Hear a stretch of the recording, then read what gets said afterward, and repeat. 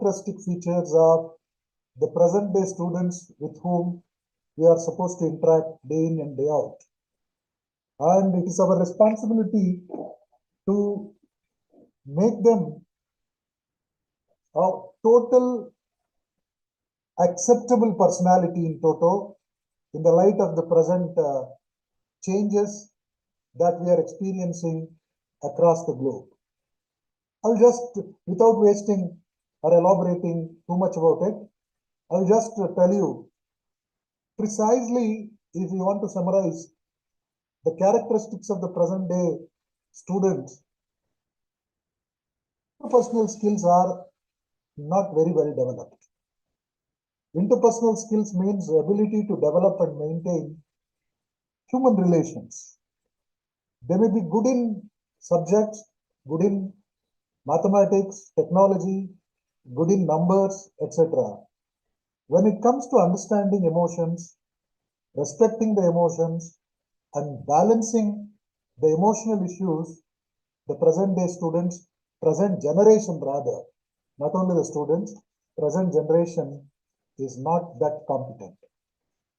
But their computer skills are relatively stronger than the teachers. Invariably, their technological skills appears to be excellent. They are good in using gadgets. They are too skeptical and desensitized with the happenings around them. They are not bothered about what's happening outside. They say it is not my interest area. They don't know the basics about the Indian society, Indian politics, Indian economics, things like that.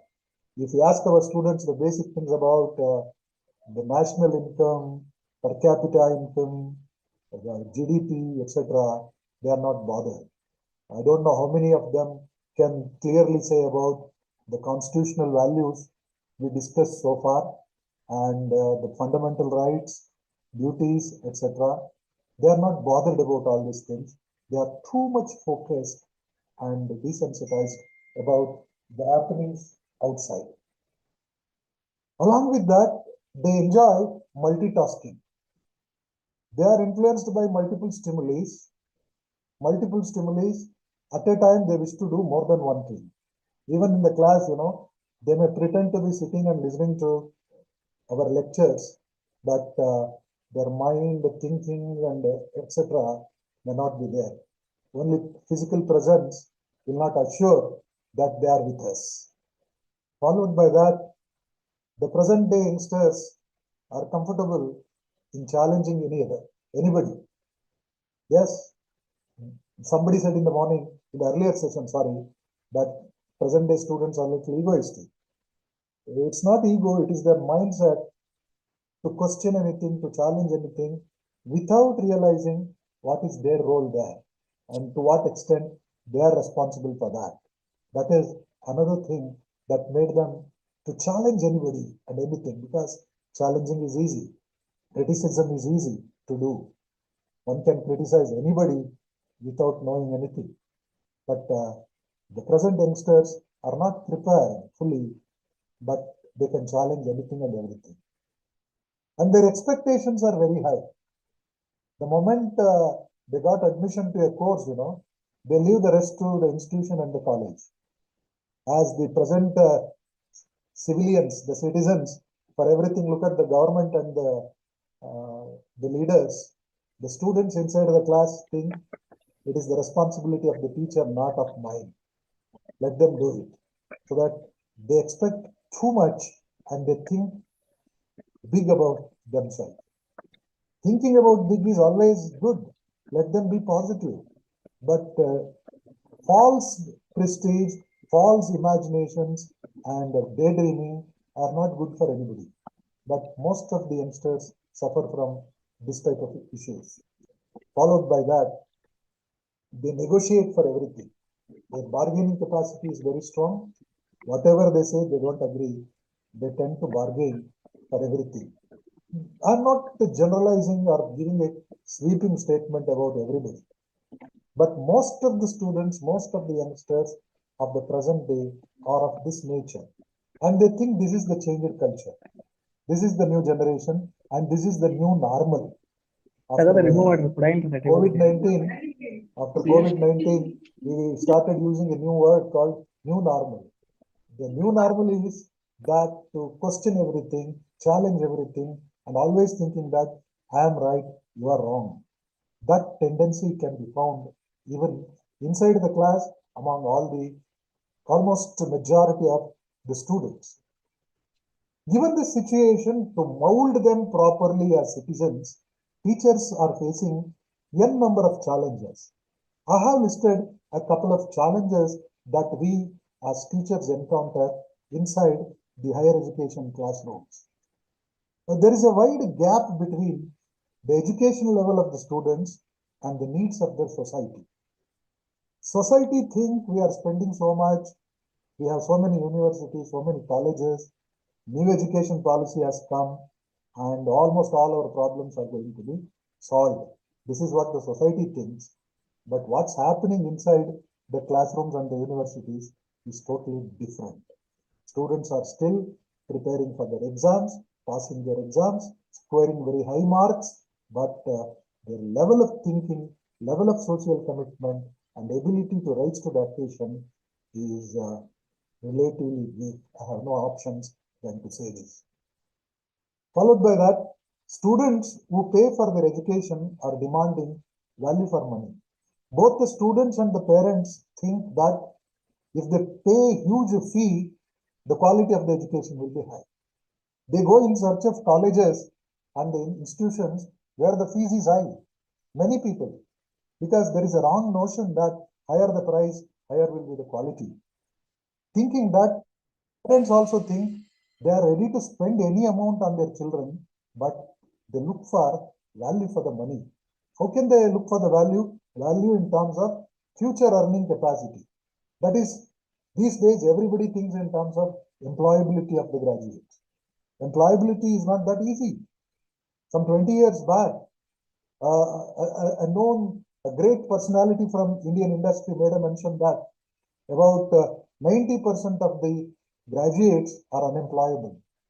90% of the students coming out of universities and colleges are unemployable because they may be good in concepts but not able to apply those concepts to reality.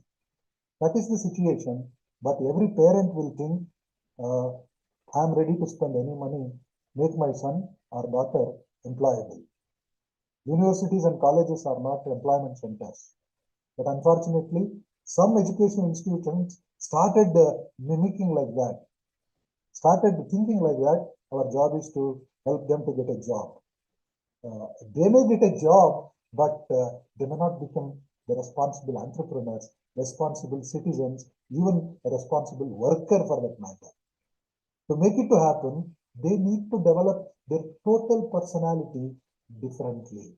Total personality differently. This is what I wanted to highlight. Followed by that, society is investing more and has a high expectation of good educational outcome, no doubt. UGC scales attracted the attention of everybody. People started talking about the scales. Likewise, even the public are willing to spend money on education, although we say that the budgetary allocations are very small towards higher education and all. Despite of the fact, teachers are not poor teachers these days. They are paid handsome salary, and at the same time, expectations are very high. For any failure of the student, ultimate blame will come to the teachers. People will ask a question, who taught you all this? For eroding value system in the society, teachers are blamed. Teachers are not preparing youngsters with proper value systems and things like that. We need to act as the social custodians. Teachers are expected to be the social reformers. Can you, Anna, do you have any questions? Yes. Therefore, here, society is investing more and has a high expectation from the teachers. Teachers are facing difficulty in handling increased classes with students having diverse experience, age, socio-economic status, different maturity levels, and cultural background.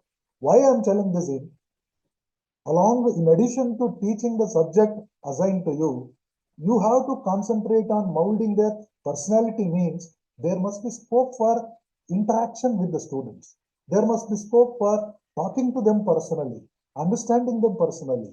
But for that, there is no opportunity in the large sized classes where there is to be hundreds of students where the personal attention cannot be given. Despite of that, there will be students with varied expertise, background. As teachers, you will be knowing students from urban, rural, rich, poor, educated, uneducated backgrounds. There may be fast learners, there may be slow learners, and no learners also. But all types of students are to be addressed by a single teacher. Unless the teacher is well equipped, well prepared, with a commitment to do something different, nothing will happen inside the classroom.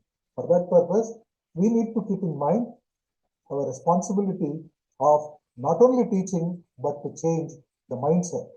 What is missing in the present day education? Why it is happening? If we know that, we can easily address this problem. At the first instance, it is the transformation of the mind and the soul that is missing. We are just teaching them, expecting them to remember, reproduce at the end of the semester, at the end of the term. But whether there is a real transformation of both the mind and the soul. Why I'm talking about soul, it is their personality that matters. It is their ability to interpret, ability to feel. Man minus emotion is a machine. We are talking in terms of only machine and machinery efficiencies, not about the human effectiveness. To make the human beings to be effective, education is the only means. And we are the only people who are going to be blamed, not the software makers. Software engineers or software developers will make the machines. But who makes their mind to think like that is the teachers. So that teachers' job is very great, are very challenging today. That is what missing. And another thing, values. The present day value systems got changed, and everybody speaks in terms of quantity, speed, and acquisition of wealth, property, etc. Their concept of beauty is different today. Their concept of knowledge is different today. I was about to say, there is a misnomer that many people believe information is knowledge. What they get on the net, there was discussion in the earlier session that what they find with the help of ChatGPT is the information assembling, information gathering. It is a summary of the available information, but there is no guarantee to say that is the interpreted value of that information. Interpretations are to be made by human mind only. Every information must be processed with emotions only, value systems only. Feelings are essential. That is missing in the present day education. Respecting the respectable is another challenge which the machines cannot teach. Therefore, value systems are changing. Social values are to be taught. And when I say values, not to believe that all the thing that was old is good. There is a saying, old is gold, no doubt. But there were some wrong things. Wrong things must not be defended, justified just because they are historical, just because they are old. It is the responsibility of the teachers to make the students to have a critical appraisal of the things around them and the issues presented before them in the light of the present day situation with scientific temperament. Our Indian Constitution calls for scientific temperament in everything that we do, and a scientific inquiry into the affairs. That is what missing. And originality, nativity, realistic application are essential. That must be built. Whatever the subject you teach, I don't suspect that this can be initiated with every subject. And you agree with me. If anybody thinks that it is not possible, you can question me, you can interact. Otherwise, I am of the opinion there must be an attempt to relate everything that we discuss in connection with originality, practical application, and nativity. It can be done with the help of institutional commitment, focus on the societal orientation, and learning must be made reflective and experience based. Reflective and experience based means here whatever you teach, that must be practical, that must be found outside the classroom, and teachers, should become the standards to imitate. A popular saying, needless to elaborate, students will never listen to what the teachers say, but they imitate what the teachers do directly or indirectly. Therefore, this holistic and multidisciplinary approach of education and thinking should come from both the angles. That will help students in the beginning to solve the academic difficulties that they experience in making the course of study comfortable. When I say making the course of study comfortable, during their education itself, they find some difficulty. What are the difficulties students experience? I have listed a couple of them. First and the most important thing is motivational difficulty. Motivational difficulty is one where students may not have an urge to listen to study, to read, to attend the classes. Believe me, the new normal these days is the empty classrooms. If you say attendance is not mandatory, 99% of the classes are going to be empty. We have to insist on the attendance. We have to make it compulsory. We must be rigorous and we must be taskmasters. Otherwise, people will not come on their own. There must be a reason for them to come. That is what motivation. Motivational difficulties are there. We must rise to the occasion and induce these new generation students to come to the classes by saying something which they don't know, by highlighting something which they cannot find in a different way. We cannot create anything. We are not the creators, but we can present them in a meaningful way. That is how we can motivate them. And many students will find difficulty to adjust to college life. Their interest may be different. They wanted to be somebody different from what we are making. A good singer, a good sportsman, a good athlete, a good social thinker may be there in the class as a student, but the subject that we are teaching may not be interesting to them. But if we relate it and if we make them to feel that there is a ray of connectivity, it becomes attractive. And study skills, many a time, students don't know how to prepare and where to concentrate. Unfortunately, present generation students bother too much about the examination. And even parents and teachers started talking that language only. As a result, everybody speaks in terms of examinations and scoring. That's not everything. There must be something beyond it. That outcome must be highlighted all the time. And there must be proper direction for the youngsters. How to set the direction? It is the parents, society, and the teachers who can create an environment where the students themselves can set goals for their future.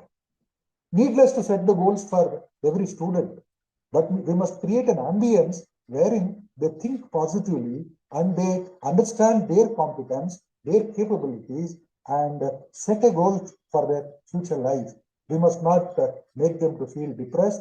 We must not make them to reach a wrong conclusion. We must tell them the possibilities of experiencing with the talent and the skill that they have. Every student is blessed with one or the other extraordinary quality. It is the teacher's job to give a vent, give an opportunity for them to demonstrate that. To make it to happen, the system should work together. Every teacher will come out with a question. I am interested, but what about the syllabus? My management says, my boss says, complete the syllabus, don't waste your time. But in spite of all this, we have to do this issue. Along with that, personal problems of the students many a time make them not to use their full potential for academics. There, we must build confidence in them. Sometimes we need to act as counselors.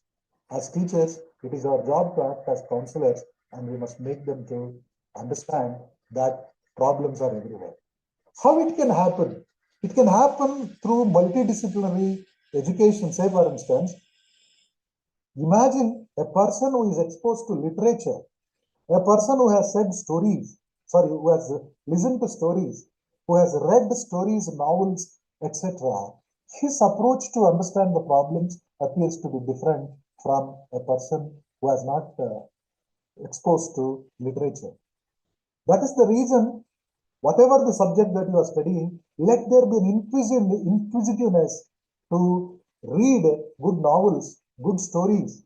That will open the windows to the reality of life. That will show the possibilities of life can also be in a different form than what we have imagined. It is not a restricted boundary. It's an open area. Say, for instance, our understanding of minimum legal system, responsibilities, roles, minimum protection, legal protection for every individual. Every girl should know what are all the possibilities of protecting herself. Every boy should know what are his responsibilities, duties, legally. When there is somebody encroaching his fundamental right, where he can get justice. That minimum knowledge must be there among our students. If that is there, even personal problems can be solved easily. Say, where to approach for assistance? It is legal assistance, financial assistance, technical assistance, social counseling. Governments are spending huge money for youth empowerment, but the youth don't know how to get empowered, whom to approach. For all this, all the time it is not possible to include all the content in the syllabus. Beyond the syllabus, we need to create avenues to mold these personalities by inculcating qualities that are essential for a successful individual. A successful individual is one who has the minimum knowledge and expertise to encounter the day-to-day crisis. Life is full of crises, whether we like it or not. If you call it crisis, it's a crisis. Otherwise, it's a challenge. It's a game. To face this game, we need to prepare the students. For that purpose only, we have different connotations about education. Again, I'm taking you towards understanding education from different perspectives. I will make it fast.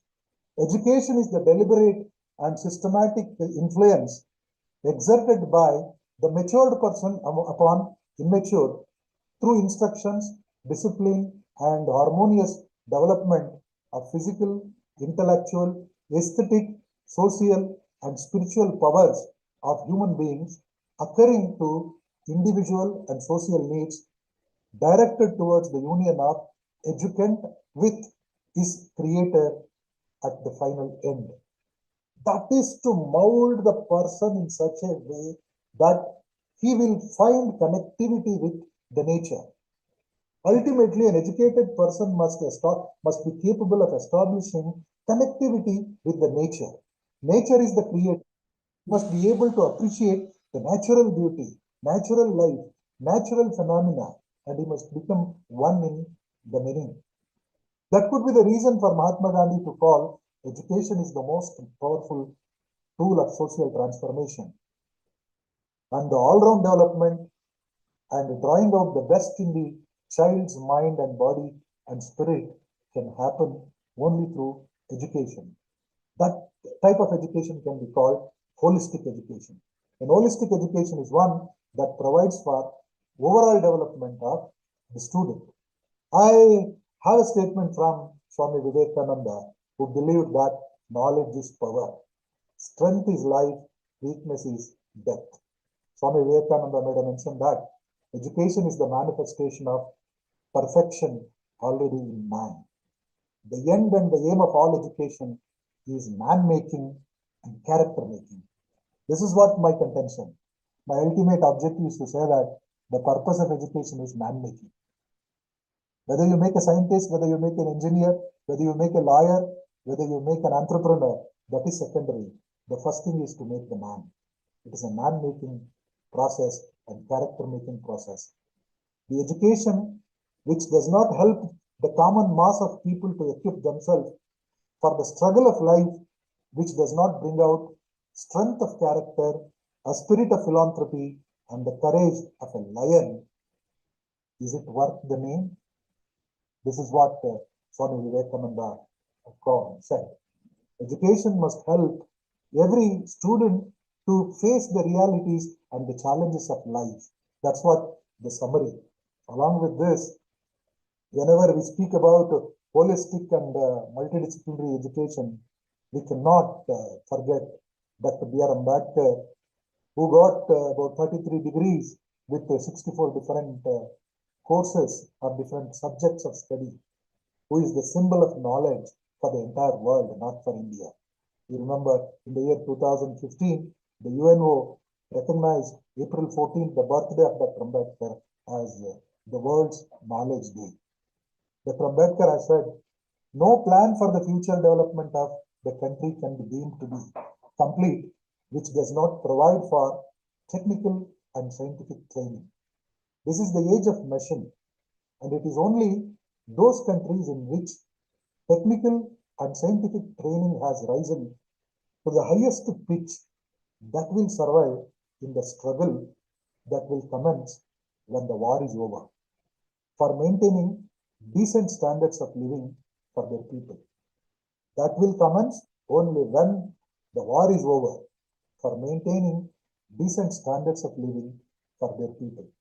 The summary is that scientific education must be accompanied by the emotional, sensitive, socially connected commitments. It is the age of machine. It is only those countries which technically and scientifically train their youngsters will survive, no doubt. We cannot say no for AI. Artificial intelligence is a mandatory requirement. It is going to rule the life of future citizens of all countries. Teachers are not an exception. Our students are no way exempted. We need to rise to the occasion.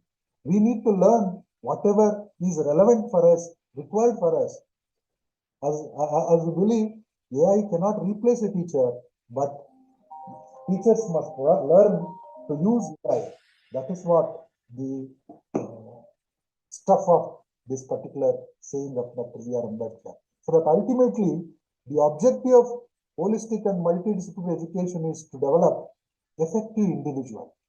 Effective individual is one who has the inspired thinking, fulfilled self, and purposeful ability to make purposeful communication, to work at any level, so that the work talents, employability talents, survival talents comes out of these three things: inspired thinking, fulfilled self, and the purposeful communication.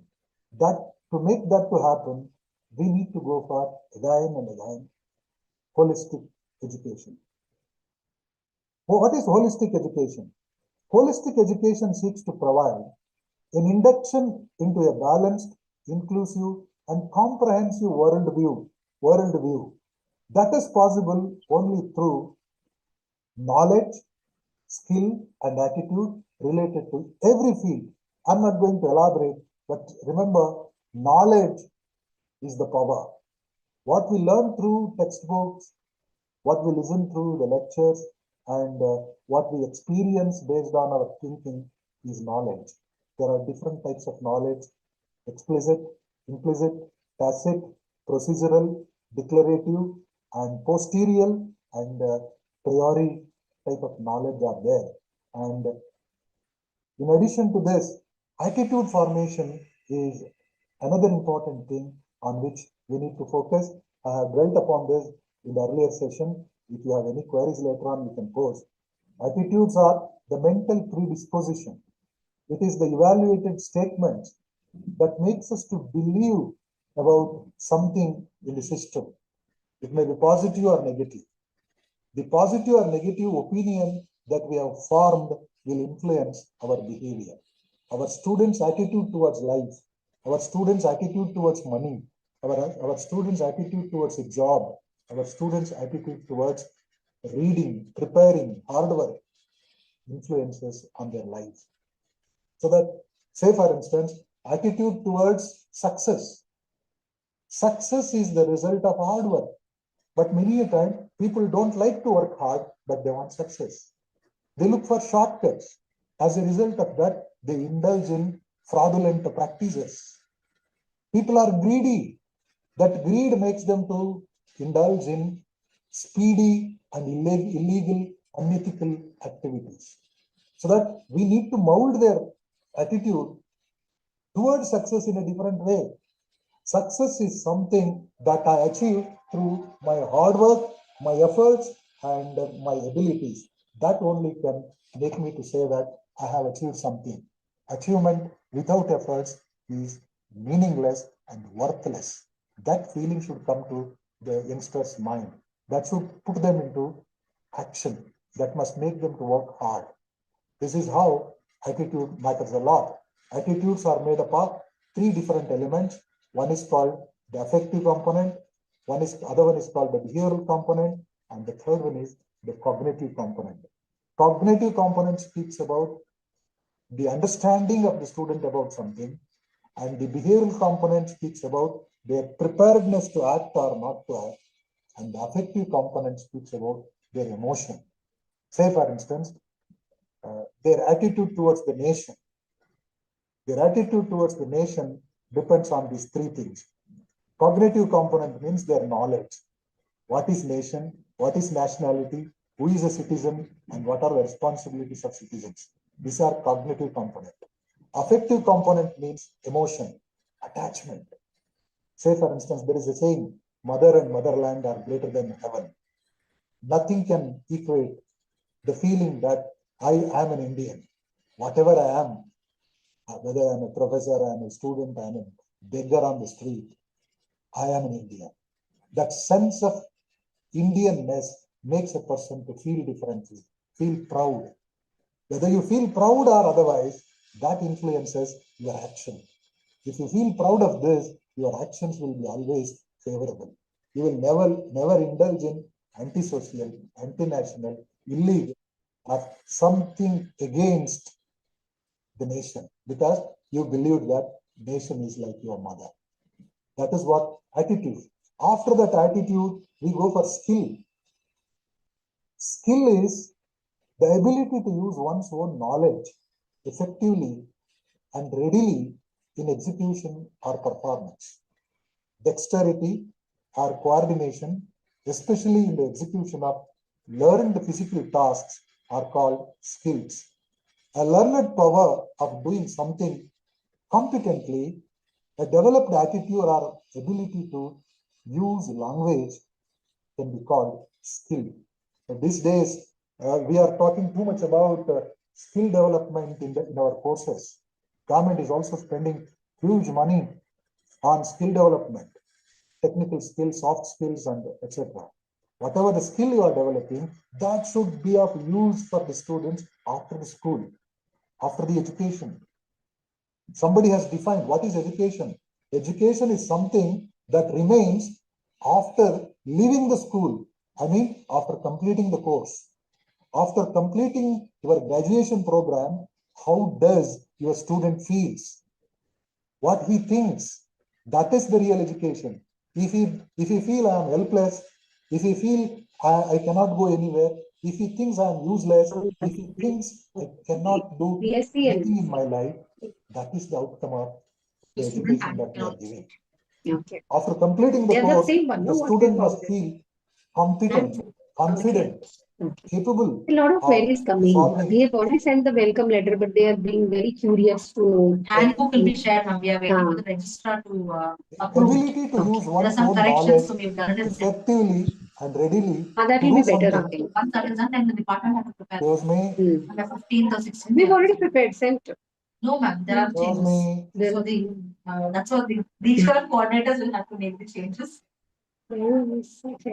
The more work is coming. Okay, if you are speaking about the topic, please make it audible to everybody. Not handbook, ma'am. Regional. What is your plan? It has been sent on the HOD's group and the When it is? regional coordinators. For psychology, it is on. Excuse me.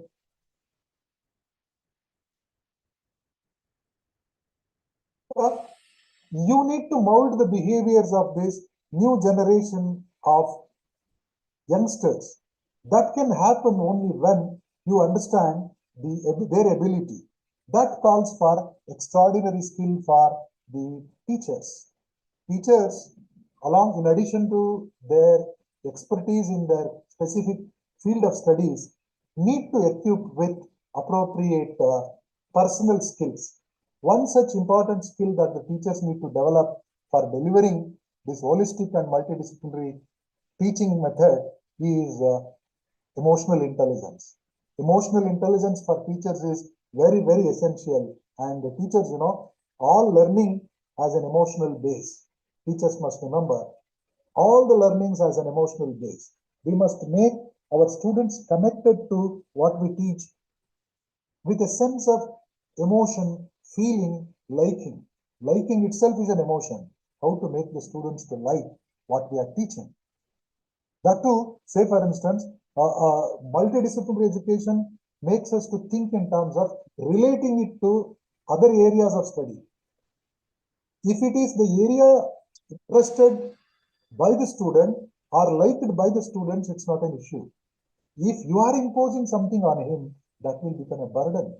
That will make the student to feel that he is exploited.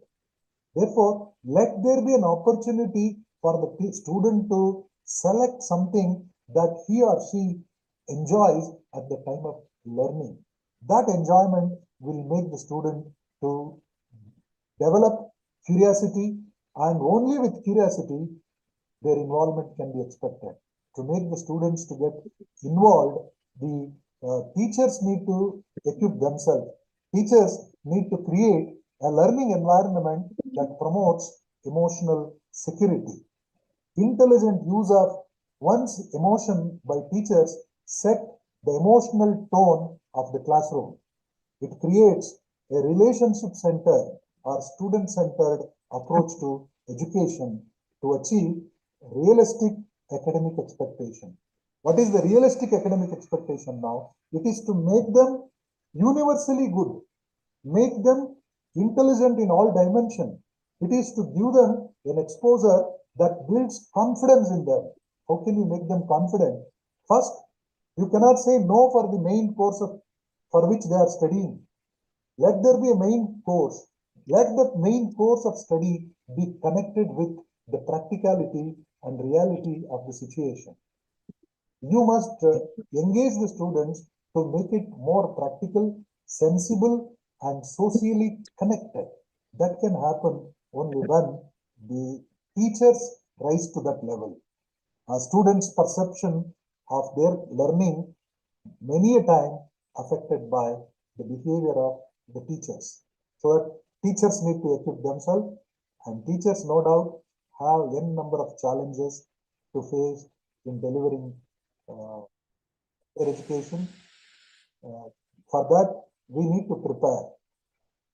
Holistic education has certain objectives. What are the objectives of holistic education?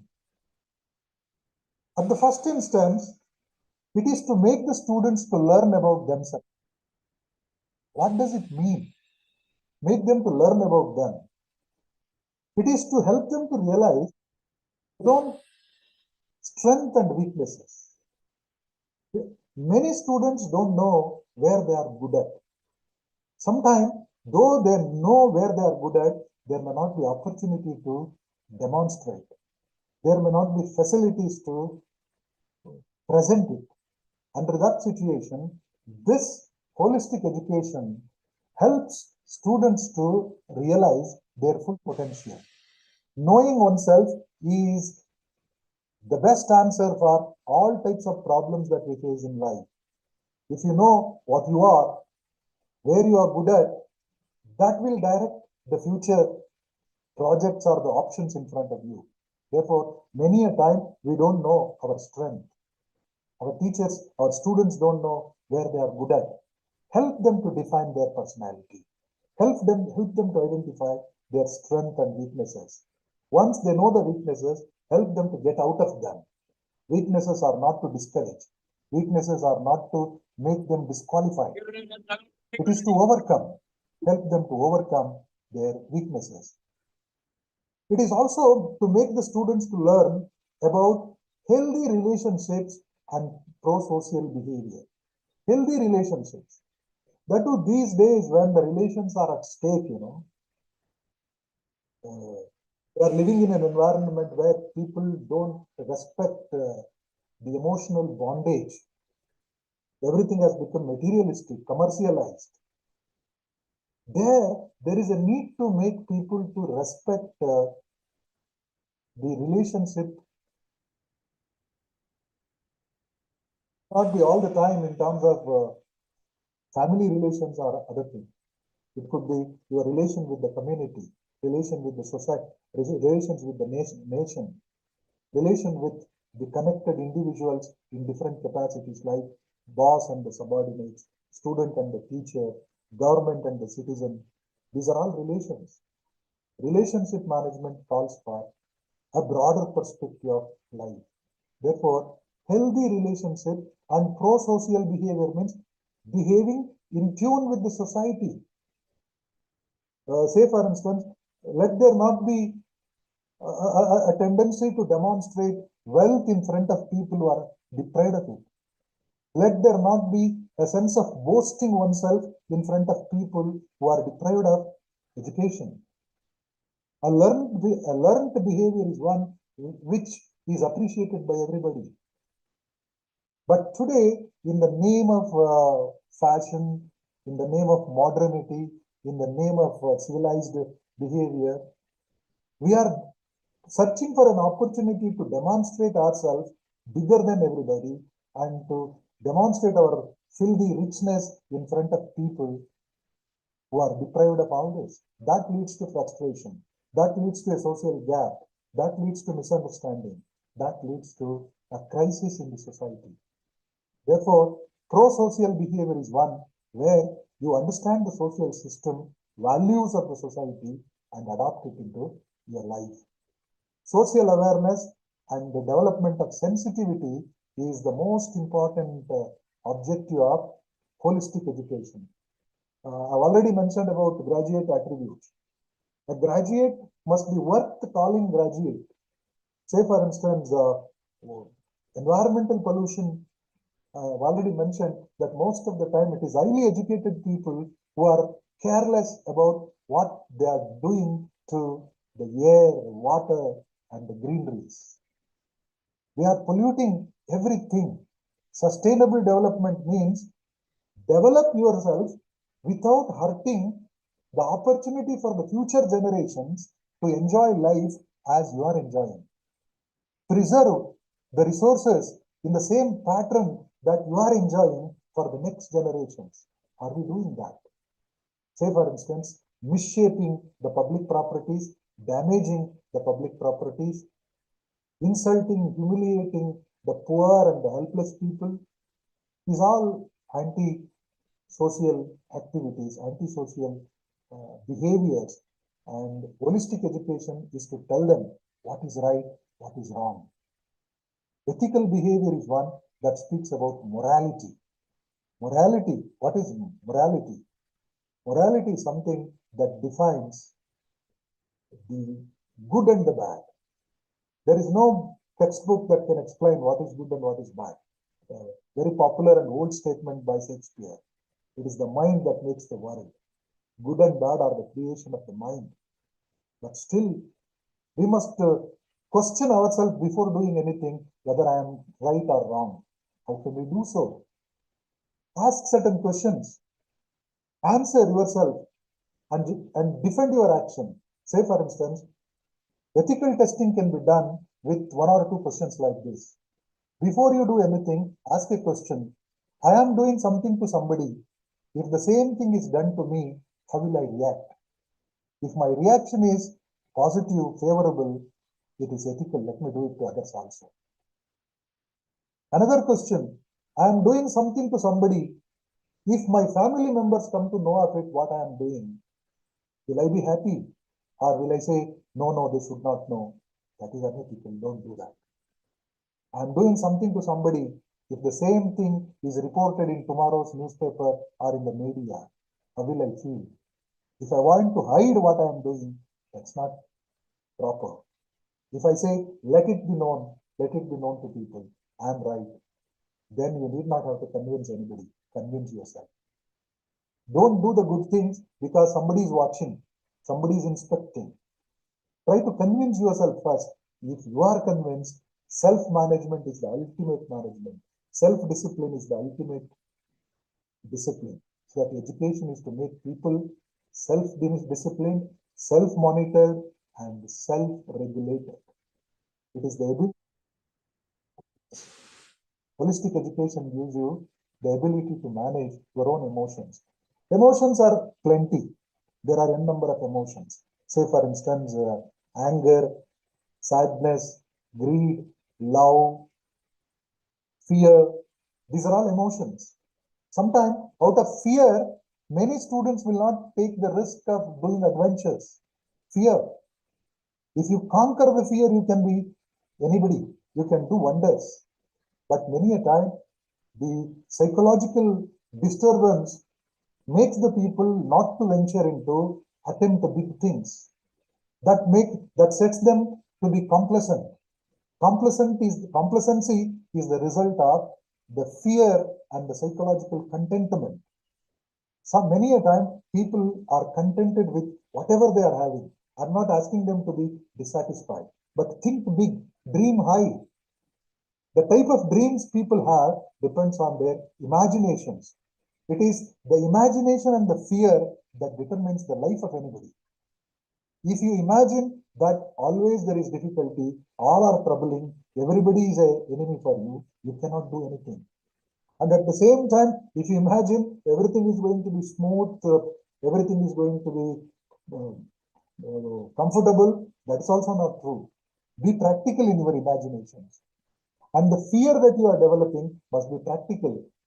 Don't enjoy that fear, try to get out of that. Find out solutions to handle that fear properly. The fear of failure must make you to confidently win.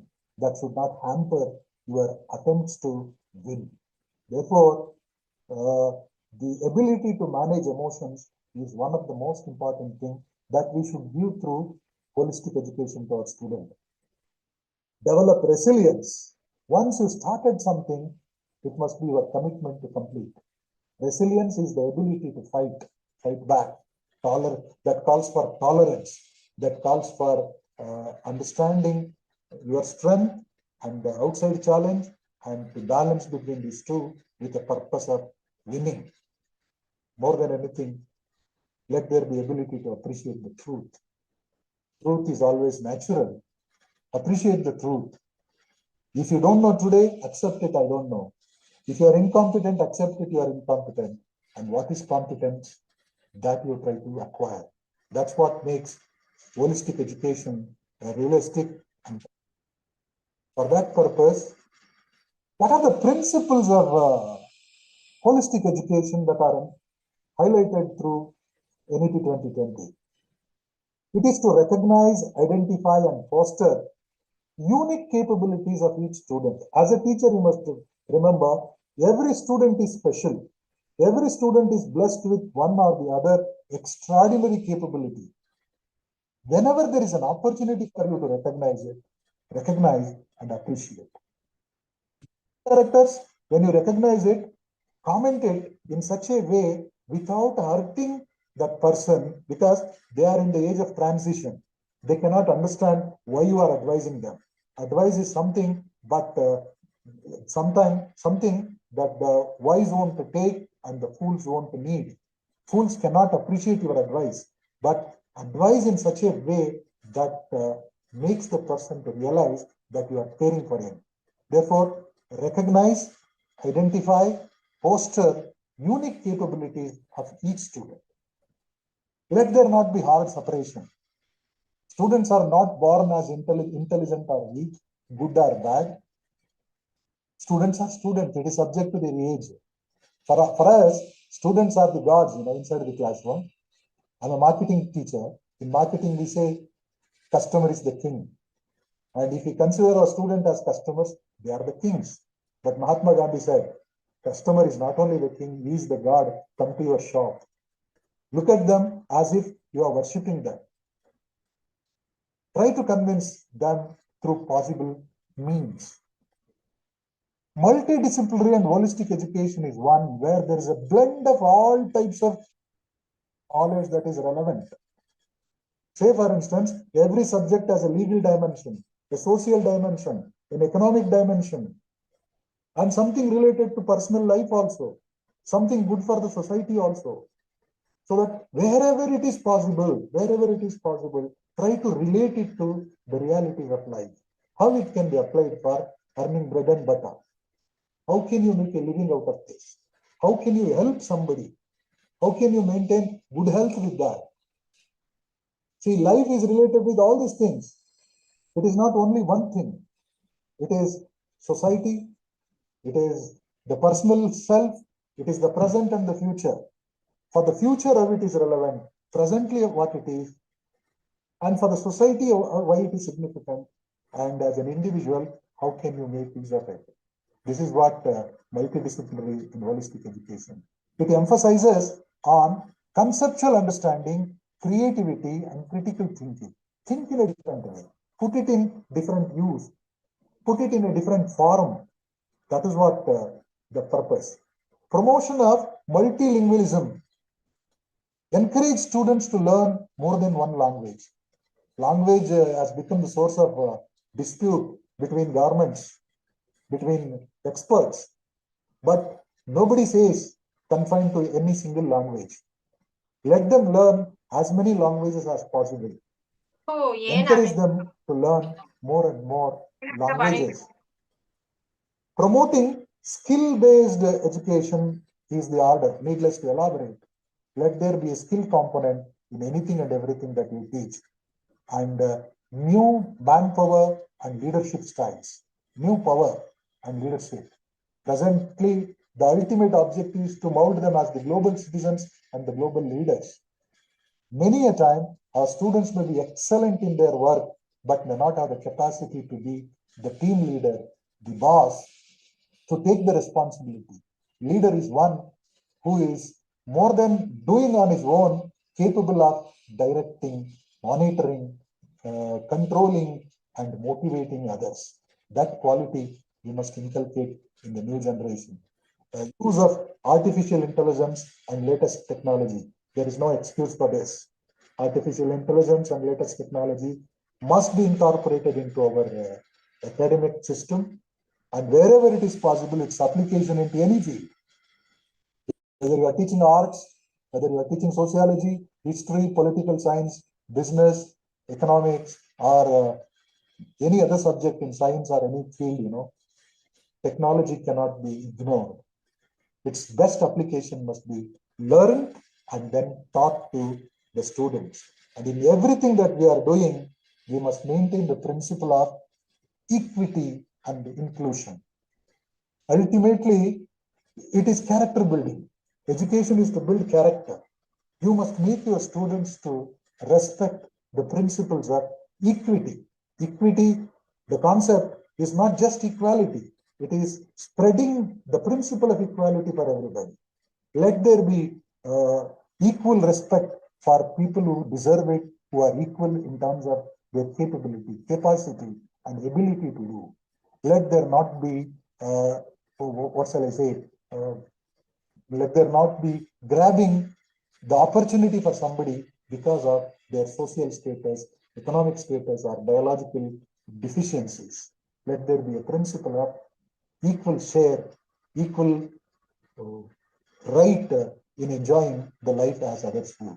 And inclusion is always accepting everybody and making everybody to feel one. This topic, holistic and multidisciplinary concept, appears to be light but tight. It is not that easy to practice as I am talking to the screen, but it is not impossible. We can make it.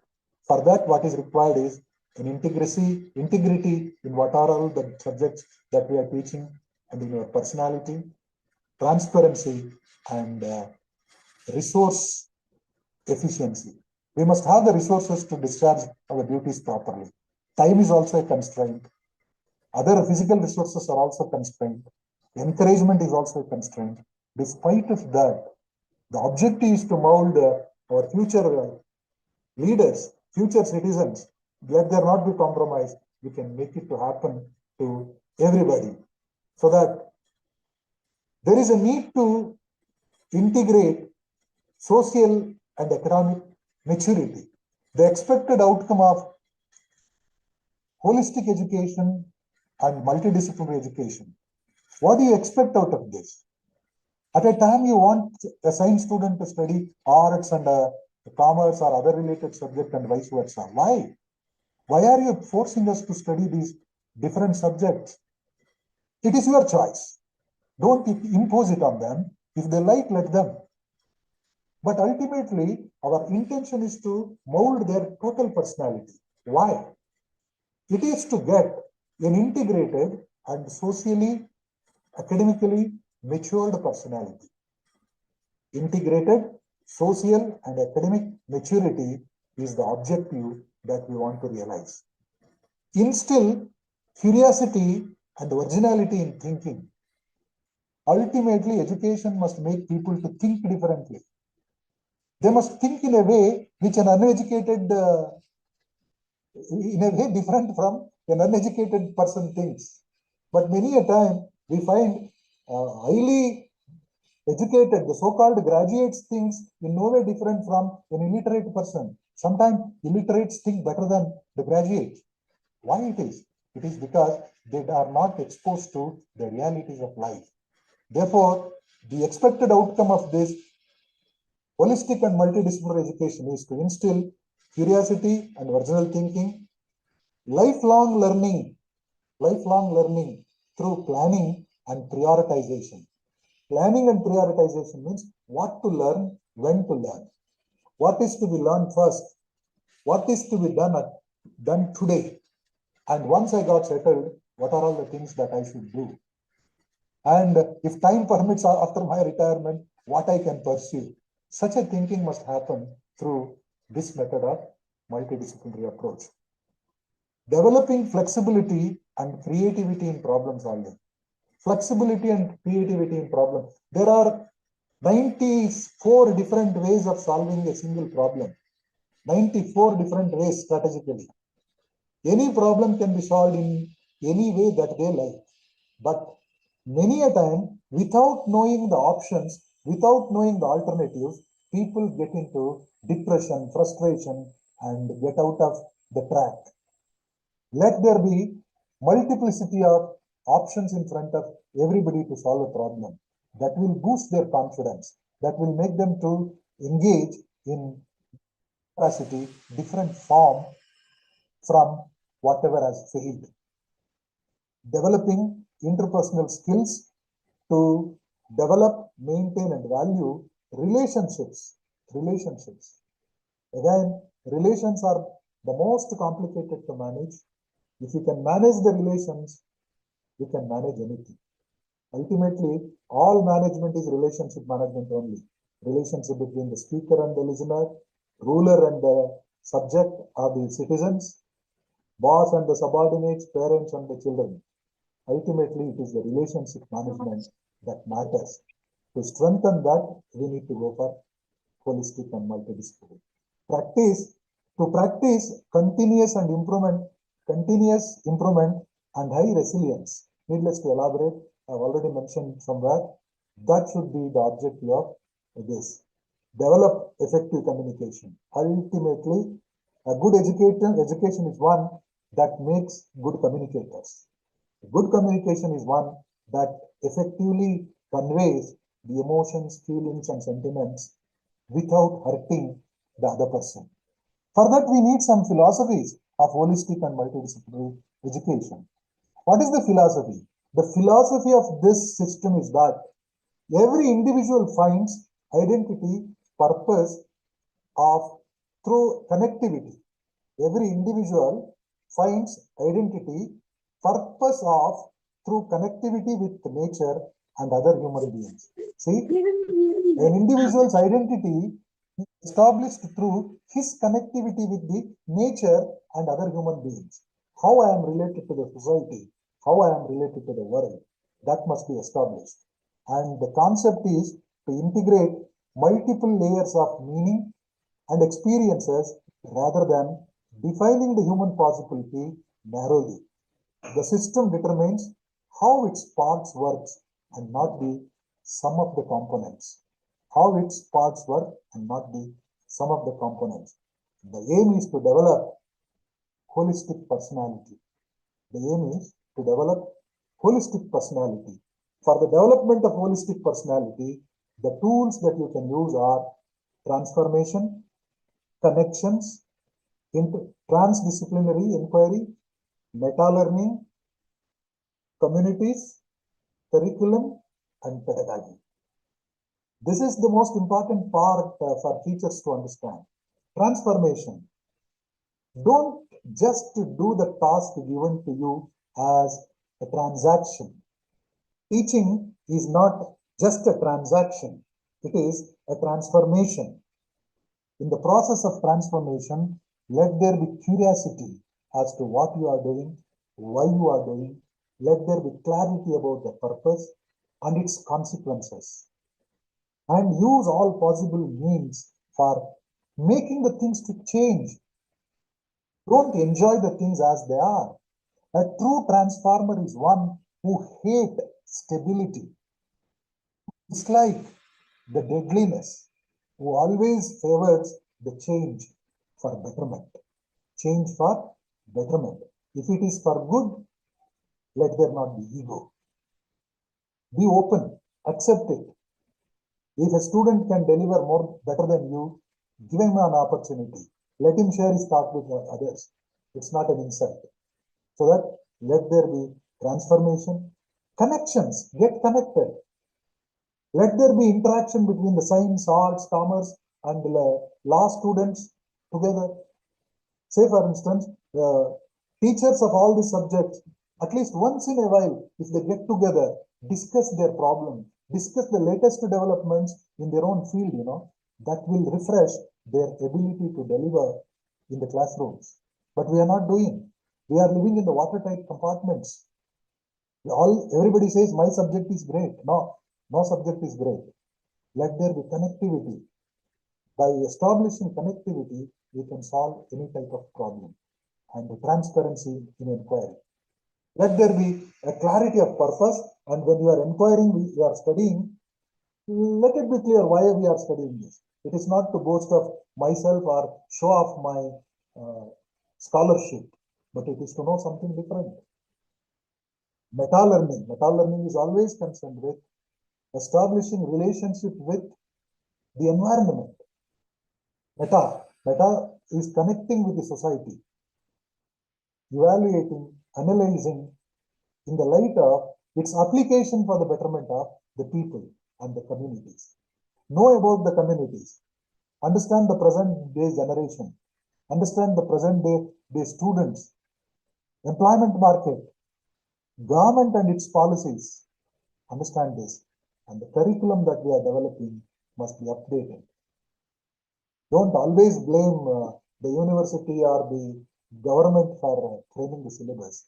If you can think something above this, and if you are capable of making the students to listen to you, do it for the betterment of the academic system. And the pedagogy, the teaching methodology that we are using must be student-centric. These days, because of lot many hurdles, it is not that easy to practice it. Wherever there is scope for interacting, wherever there is scope. Say, for instance, I'm talking to the screen, there was no opportunity, as I mentioned, to read your reactions, know your response. But whatever is possible, I posed 1 or 2 questions here and there, and I wanted to make sure that you are all listening to me, and I believe you are all responsible teachers and listening to me. So that pedagogy must be practical. The pedagogy must be technically updated. That is what the expected thing. Followed by this, there are n number of challenges. I'm not going to elaborate all this, but for this to happen, you need to get the support from everybody. your administrators, your management, your colleagues in different subjects must also agree for sharing their views with you and learning every day. If that happens, you can share the best with your fellow students and make them to feel that something is interesting, something is useful for my education. Ultimately, education is for what? Education is to make a perfect individual. I am to say, somebody is drawing pictures on the screen. Why it is? If there is anything to communicate to me, please. Ultimately, I am to say that I can quote at the end. Abraham Lincoln said, for teachers, he wrote a letter saying that, don't make my son a new face in the crowd. Teach him to rise above the feelings of victory and defeat. Make him to smile at the time of misery. Make him to have pride in his own deeds, even if the whole world calls him mad. Make him to realize that $1 earned by hard work is more than a million. Make him to understand that humanity is bigger than anything. Then only I will accept him as an educated person. Even we as teachers in the higher education level have this responsibility to mold the personalities, to build confidence, to make our students to rise to the occasion to face the challenges of life. Then only we can say that we have delivered the best. This is what in summary I could